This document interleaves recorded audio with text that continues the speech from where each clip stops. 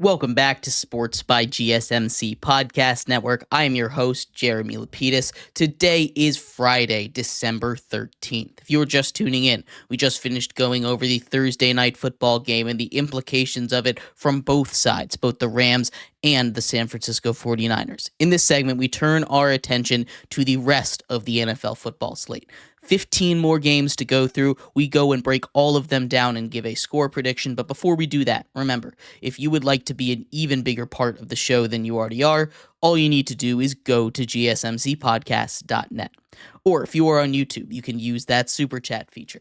If you do either of those two things, a message should pop up on the bottom of the screen for you, me, and everybody else around the world to see. If you do have a burning question about sports, anything at all that you would like to ask, go and throw that in the comments. Throw it in the chat. I will get to it as soon as I possibly can. I appreciate everybody so much for sticking around, talking some sports with me here on a beautiful Friday, December 13th. But like I was saying, we are going to get into the NFL game picks here. We've got 15 to go through this week, a full slate, no more bye weeks. We are all done with those.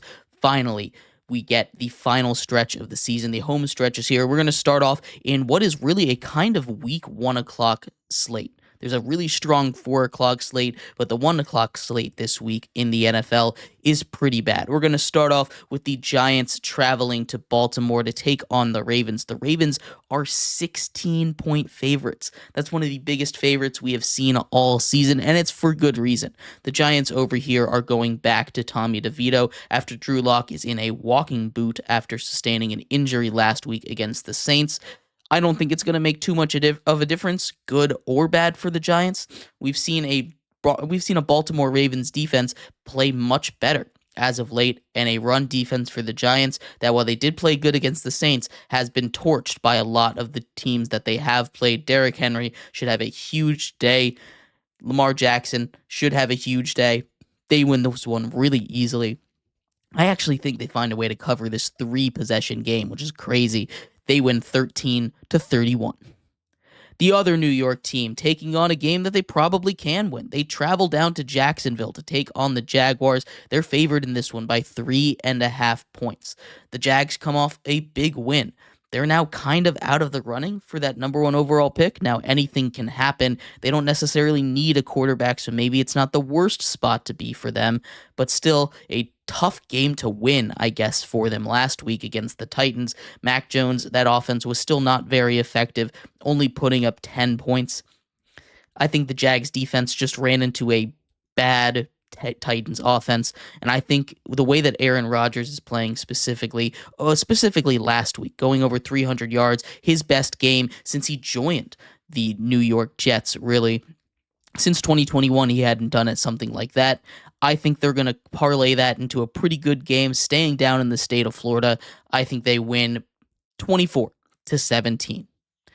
Then we have the Dallas Cowboys traveling to take on Bryce Young and the Carolina Panthers. The Carolina Panthers have been this close to winning 3 straight games, potentially 5 straight games. They obviously lose in overtime to the Bucs in a game that, again, I think they won because Adam Thielen caught that touchdown at the end of the half.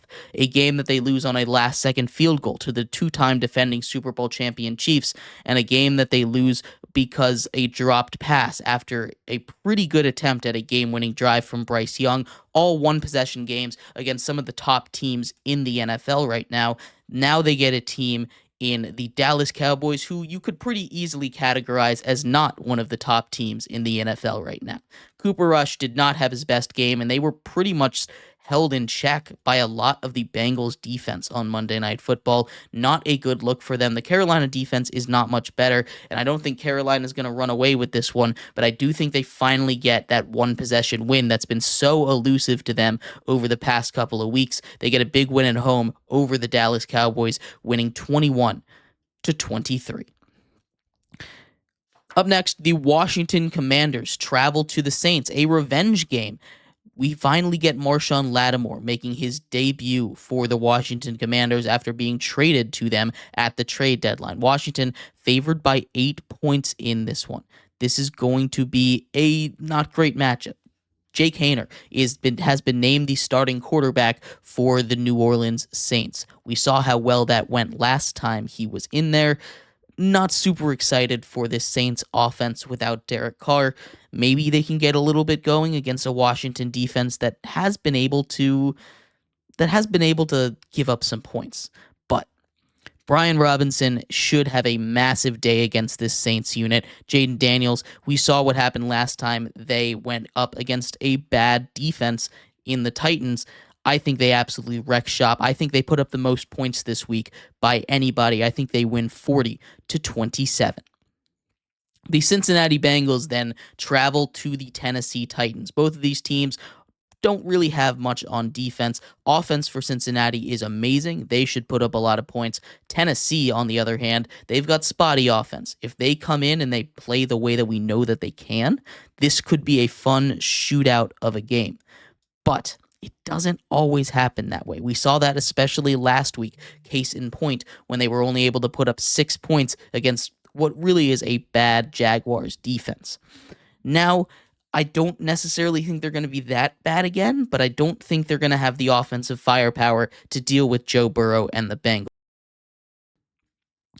That being said, Cincinnati favored by 5.5. I think they still cover this one. They win 31-24. Another one in the early window. Again, none of these are really that great. There's only one game in the early window that I'm super interested in, and it's the last one. But this one, Kansas City travels to Cleveland. The Browns under Jameis Winston are always going to be fun, and Kansas City's been playing with fire. I think this is one where they really are on upset alert here. Kansas City favored by 4 in this one. Maybe Jameis has a day and finds a way to beat Kansas City, especially at home in the dog pound over there. I think there's a real shot. This one is absolutely on upset alert, but I'm taking Kansas City to win. They're favored by 4 in this one. I think they win 27-24. So not quite covering, but I think, again, this is one of those games that I'm absolutely putting on upset alert. Then the final game in the 1 o'clock window. This one has huge implications for the NFL playoffs. If Houston wins this game and Indianapolis loses in the second window, that means that Houston clinches their division. Houston is taking on Miami. If the Miami Dolphins win that game, they continue their pursuit to find a way into the playoffs. They have the tiebreaker over a lot of different teams if they're able to finish with the same record, and this win against Houston would be huge if they're able to get it. The way that Miami played, especially in a comeback effort against a good defense of the Jets, was super impressive to me. I think Miami's going to find a way to win this, potentially on a walk-off field goal. I think they win by 1 point, 24-23. And getting into the late window here, it is absolutely stacked. There are lots of great games, 5 of them in the late window. 4 of them, I would say, have the potential to be really, really good. The first one, another one with huge playoff implications in the AFC as the Indianapolis Colts travel to Denver to take on Bo Nix and the Broncos. The Broncos favored by 4 points in this one. Let's break down the playoff scenarios for you here. The Colts at 6-7 are the first team out right now. The Broncos at 8-5 are the last team in. This is a battle between the 7 and the 8 seeds in the AFC, and this is one that could be a huge decider for tiebreaker. The Colts, after this game, have a pretty cupcake schedule. The Tennessee Titans, the New York Giants, the Jacksonville Jaguars. The Broncos, on the other hand, have 2 division games against the Chargers and the Chiefs, and then they take on Cincinnati on the road. None of those games are going to be easy for the Broncos. Not saying they're going to lose all of them, but there really is a chance that they could, especially with the way the defense didn't look so good against the Browns last time out. I'm not sure if Bo Nix can do what he did against the Browns week in and week out. This is going to be a really fun game. The question is, can Anthony Richardson get it going on the ground? We've seen him get it going the last couple of weeks. He obviously came up huge against the New England Patriots last week, leading a game-winning drive, scoring that 2-point conversion last time out. This is going to be maybe the game of the week with the most playoff implications on the line here. I'm taking the Indianapolis Colts to upset Denver at home 25-24. Continuing in the late window, I think this is probably the most disappointing one of the late window, but still a chance to be a good game as the New England Patriots travel to Arizona to take on the Cardinals. A cross-country flight, it's a thing you have to pay attention to, but playing at 4 o'clock, it shouldn't be as much of an issue as playing at 1. Now, Arizona has been really disappointing offensively. I think this is a get-right game for them, for Kyler Murray, potentially a huge game for Marvin Harrison Jr. That's one that I'm looking at. James Conner should have a big day. I don't know how much of an offensive explosion it's going to be, but the way that defense for Arizona has been playing in the second half of the season, I think they're going to do enough to slow down Drake May, although he should also have a good day, and I think Arizona finds a way to get a win 23-17.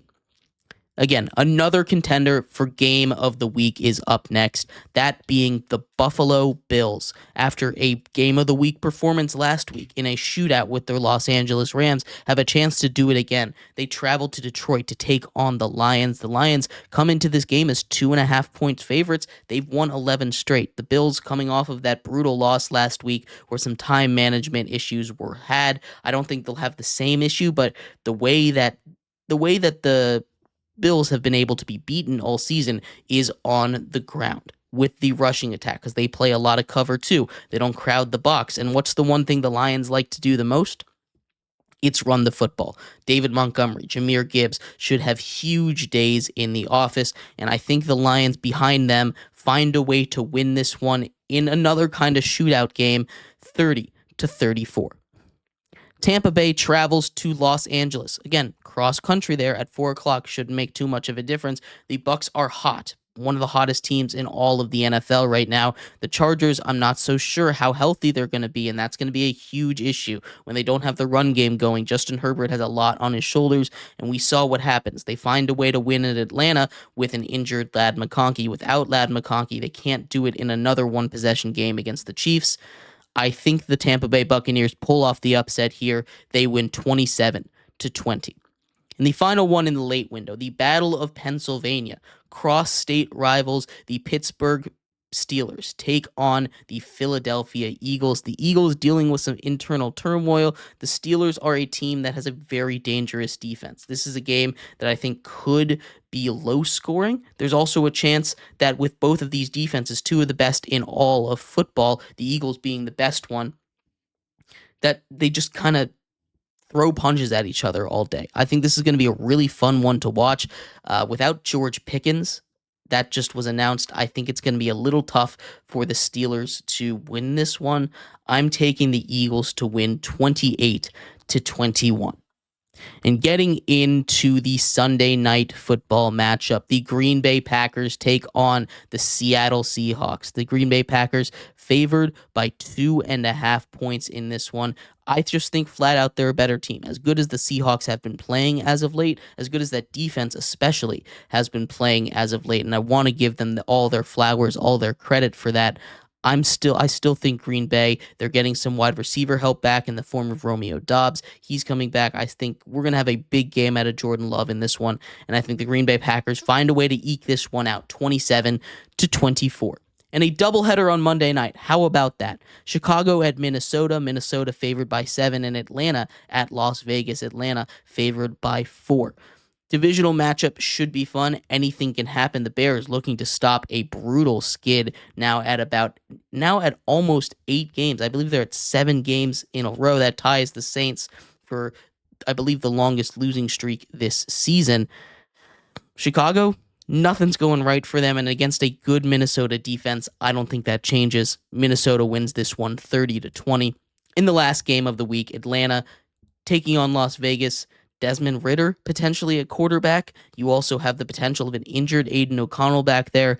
Doesn't speak volumes to me, and that defense just isn't good enough. I think Max Crosby has a huge day, but at the end of the day, it's not going to make a difference. Atlanta wins 28-14.